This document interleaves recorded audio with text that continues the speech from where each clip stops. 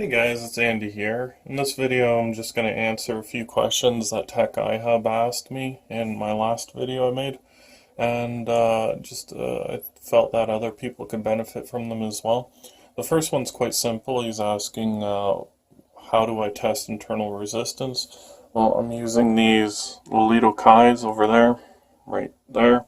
I would recommend the LII 500 from Lito-Kai, but the Opus is if you're in the US, the Opus is reasonably priced, but for Canada, it's incredibly overpriced, unfortunately.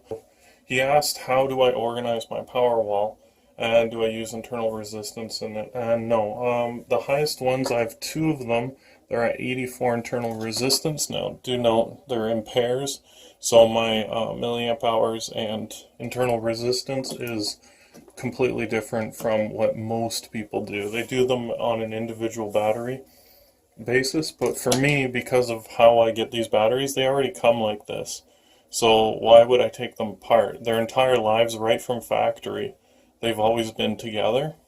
So it makes no sense to pull them apart, especially with my system, because look at how easy it is. Right? Super simple, no issues. These are the two 84s. All the rest are in the 20s and 30s and a few 40s.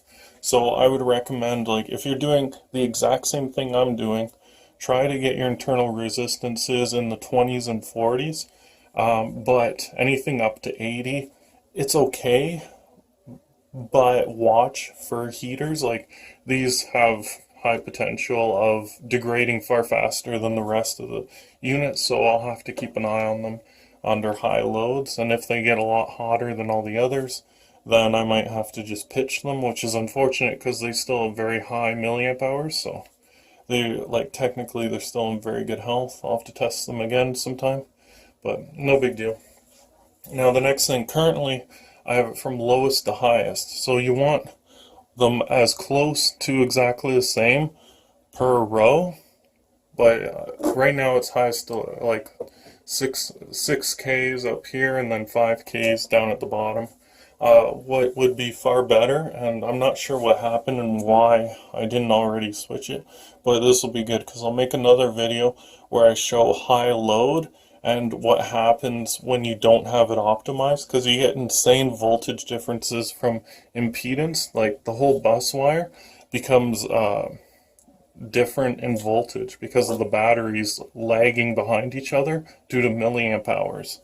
That's under high load below 26 volts. I think it starts getting really bad at 25 volts for the entire system, right? Because it goes between what 22 volts and 29.4 is the range. I've dropped mine down to 29 volts, so max is like 29 volts that I prefer it to go up to. And let's see, so right now it's like this, but what it should be is all my highest milliamp hour ratings at the top, the middle, and the bottom, and then everything in between is in the middle, so that theoretically they would, because the higher milliamp hour batteries under high load, they're going to be actually giving energy to the lower milliamp hour batteries, which is why a voltage difference gets created, which is very frustrating, but it's part of the system.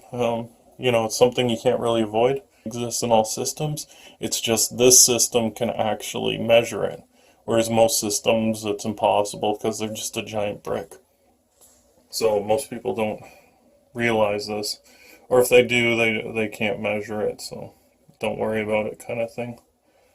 But anyways, you do want to feather it, so to speak. So I do sixes, sixes, sixes, and then in the middle of that do the highest fives and the highest fives, and then all the lower ones feathered in between.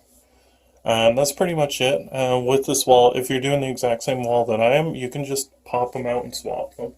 And the biggest concern is, like, if you're watching them a lot and you're using like a cell meter and you notice, like, say every time you discharge below 25 volts, you notice this one is always lower than all the others. Then you find the highest one and then you swap like a quarter of all the batteries between the two groups.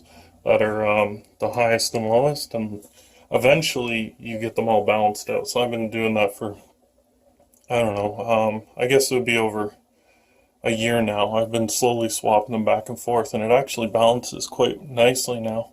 I think at most it gets 0.069 volts difference between the highest, column and the lowest column. And we can probably find out which is which. So let's see, 4.1, 4.08. Yeah, these two are the lowest and these two are the highest. See, it was pretty quick. Really easy to figure out. Just by cycling through. And not a big deal. I wouldn't overthink it. It sounds like if you're going through like high amperage, high drain, like I don't know, you should be a lot more cautious for sure. The biggest thing to note is these numbers are an estimate, and the number is based off of pressure, like when it's being pressed against by the metal contacts of the charger, the temperature, and like even if you squeeze it, let's say you like squeezed it for the entire thing, you would get a completely different number. So don't overthink it. It's the exact, like this one here, 1550, like the ones column, don't just write a 0, or round it up or down. Don't worry too much. It's pretty straightforward, and with this system you can just move them around. If you're wrong, no big deal. You can figure it out pretty quick based off of which column is lagging behind the rest. So anyways, I hope that helps you out. If you have any more questions, let me know, or clarifications. Alright, thanks. Have a great Halloween weekend. Yeah. Alright, bye.